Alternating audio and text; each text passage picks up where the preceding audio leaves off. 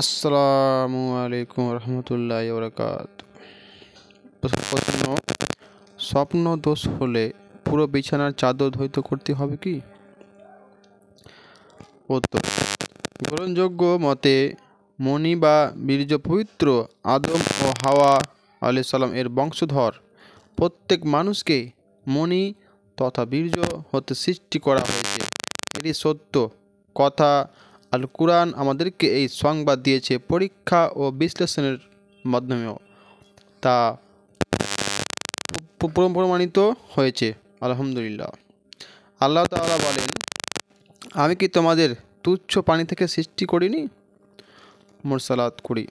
আল্লাহ তাআলা আরও বলেন, অতএব মানুষের দেখা উচিত কি বস্তু থেকে সৃজিত হয়েছে।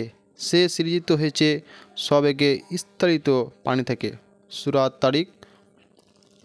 সুতরাং উপরোক্ত আয়াত যে পানির কথা বলা হয়েছে তা হচ্ছে স্বামী স্ত্রীর মিলনের মাধ্যমে নির্গত মণি বা বীর্য। এটি পবিত্র না অপবিত্র? আলেমদের থেকে এ ব্যাপারে দুটি মত পাওয়া যায়। সঠিক কথা হচ্ছে এটি পবিত্র। পানি পবিত্র হওয়ার ব্যাপারে অনেক দলিল রয়েছে। সহিহ মুসলিম শরীফে আয়েশা রাদিয়াল্লাহু হতে বর্ণিত আছে, তিনি বলেন, আমি রাসূল সাল্লাল্লাহু আলাইহি ওয়াসাল্লাম এর কাপড় হাত দিয়ে ঘষে মণি বীর্য পরিষ্কার করতাম। তিনি সেই কাপড় পরে নামাজ আদায় করতেন। সহিহ মুসলিম হাদিস 575। এটি জানা কথা যে ঘষাঘষি করে মণি পরিষ্কার করলে তা সম্পূর্ণ পরিষ্কার হয় প্রশ্নে আসে না। তাদের দাগ থেকে যাবে, আর তা সহ নামাজ পড়া প্রমাণ করে যে মণি অপবিত্র নয়। এই পানি দিয়েই নবী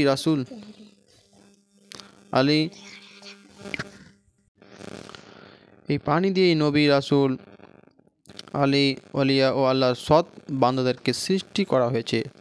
এ সমস্ত প্রিয় বান্দাদেরকে আল্লাহ তাআলা অপবিত্র উপাদান দিয়ে সৃষ্টি করবেন তা হতে পারে না।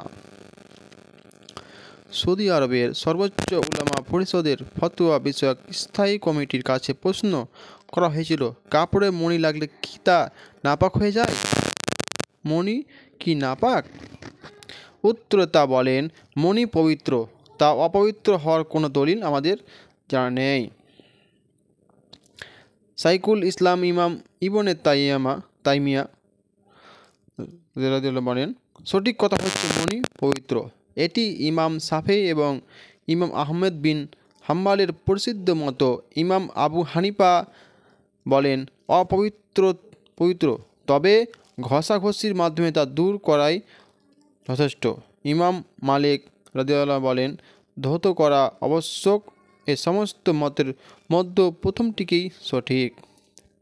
কাজেই কাপড়ে বা অন্য কোথাও বীর্য লাগলে এতে ওই কাপড় নাপাক হয়ে যায় না।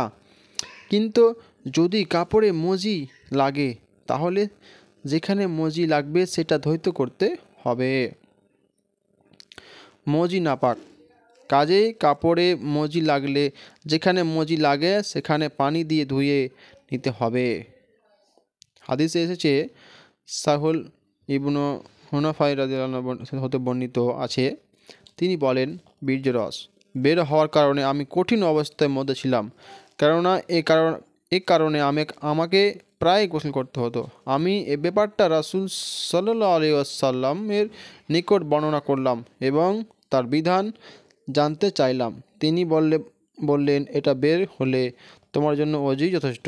আমি বললাম, হে আল্লাহ রাসূল, তা যদি আমার কাপড়ে লেগে যায় তবে কি করব? তিনি বললেন, এক আজলা পানি তোমার কাপড়ের যে অংশে বীর্য রস দেখতে সাইল ইবনে হুনাফায় বীর্য বের হওয়ার কারণে আমি কঠিন অবস্থার মধ্যে ছিলাম, কেননা এই কারণে আমাকে প্রায় গোসল করতে হতো। আমি ব্যাপারটা রাসূল সাল্লাল্লাহু আলাইহি সাল্লামকে নিকট বর্ণনা করলাম এবং তার বিধান জানতে চাইলাম। তিনি বললেন, এটা বের হলে তোমার জন্য অজুই যথেষ্ট। আমি বললাম, হে আল্লাহ রাসূল, তা যদি কাপড়ে লেগে যায় তবে কি করব? তিনি বললেন, এক আজলা পানি তোমার কাপড়ে যে অংশে বীর্যরস দেখতে পাও সেখানে ছিটিয়ে দাও, এটা তোমার জন্য যথেষ্ট। তিরমিজি 115। উত্তর প্রদানে শাইখ মোহাম্মদ হযরত আলী হাফেজ মুহাদ্দিস আল জামিয়া। উত্তর প্রদানে শাইখ মোহাম্মদ হযরত আলী হাফেজ মুহাদ্দিস আল জামিয়া আস সালাফিয়া, রূপগঞ্জ, নারায়ণগঞ্জ। রাসূল সাল্লাল্লাহু আলাইহি সাল্লাম বলেছেন, যে ব্যক্তি ভালো কাজের পথ দেখাবে সে তার প্রতি আমলকারীর সমান নেকি পাবে। সহিহ মুসলিম। রাসূলুল্লাহ সাল্লাল্লাহু আলাইহি সাল্লাম বলেছেন, যে লোক সঠিক পথের দিকে ডাকে তার জন্য সে পথের অনুসারীদের দানের সমান প্রতিদান রয়েছে, এতে তাদের প্রতিদান হতে সামান্য ঘাটতি হবে না। সহিহ মুসলিম, তিরমিজি, আবু দাউদ, সহিহ মুসলিম। একটি আছে। আসসালামু আলাইকুম।